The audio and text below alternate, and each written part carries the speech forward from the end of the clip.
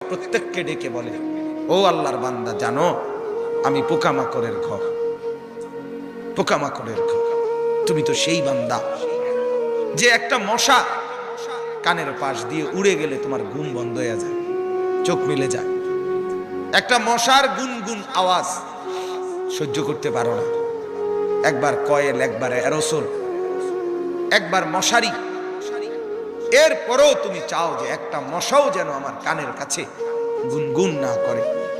তো 5 ঘন্টার ঘুমের জন্য, 6 ঘন্টার ঘুমের জন্য বান্দা এই যত্ন নিলা, অনন্তকাল কিংবা বছরের পর বছর কবরের যে ঘুম দিবা, পড়ে থাকবা সেই ঘরে, পোকা মাকড়ের ঘর, সেই ঘরে তুমি ঘুমাইবা কেমনে, থাকবা কেমনে?